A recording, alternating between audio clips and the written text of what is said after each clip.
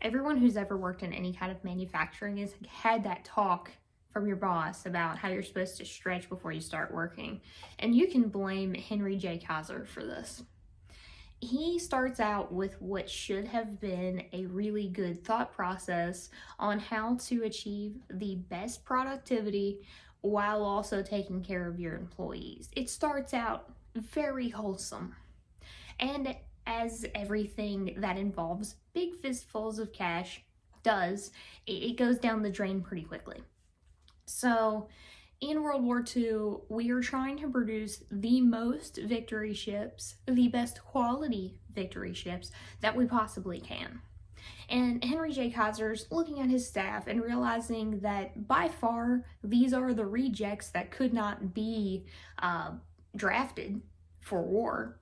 And the rest of them were women who had never had a type of manufacturing job in their life because most women were thought to stay home with their kids or do laundry work or something like that, where they could sit down every so often. Now we were having to pump out product where you get a lunchtime when your boss says to get a lunchtime, and you can't just pace yourself throughout the day.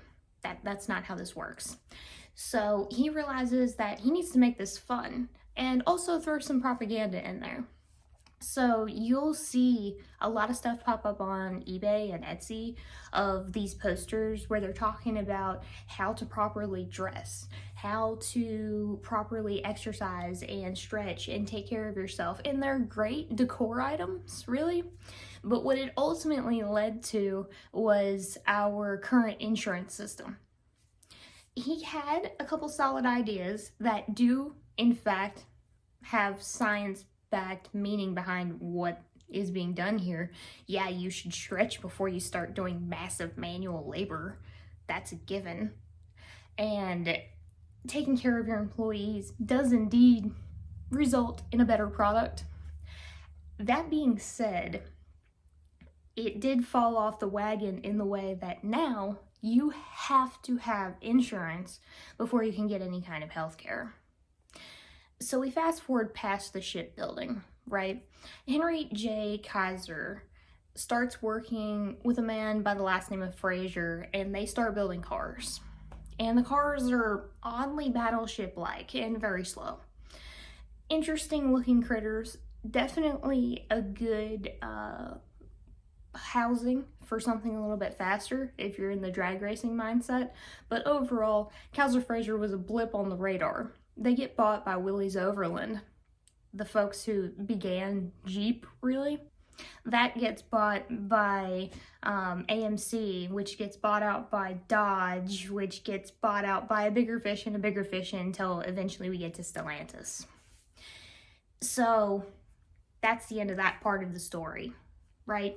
Getting back on the track where we're talking about the healthcare. Today, you may still have a card in your wallet that says Kaiser Permanente. That portion of business remained separate from the automotive side of things. And what's really interesting, if you ever see TV shows like The Marvelous Mrs. Maisel, there's a scene in there where they're putting a baby in a drawer and just closing it when they're done with the baby after it's been born. And at first, that looks kind of startling, but it was actually a really interesting idea in Kaiser hospitals. He had an idea to have a central room where all the nurses would be, and in each individual birthing room, there was a drawer that you pulled out and you put the baby in there when you needed a nap and closed it, and then the folks, the nurses in the main room would take care of your child for you. So in the middle of what ultimately leads to one of the most frustrating parts about being an American, our healthcare system, there are some good ideas in there. And if we could somehow just take the good ideas and leave all of the fact that most people who end up having, a major health issue like cancer or heart attack end up having to rely on charities in order to actually have enough money to live on, if we could just take all the good stuff, that would be super cool. But it is interesting to really trace it all back to trying to make as much money as possible in the middle of wartime by producing as many ships as possible, because the fewer workers that you have ill or otherwise injured, the more you can produce. So ultimately, it really boils down to, even when they were producing cars as Kaiser Fraser, they were trying to produce as much as they possibly can to make as big a fistfuls of cash and as many of them as they possibly can. If you enjoy me dumping my brain out like change stuck to the bottom of a purse, hit the like, the subscribe, and the share button. Thanks for watching.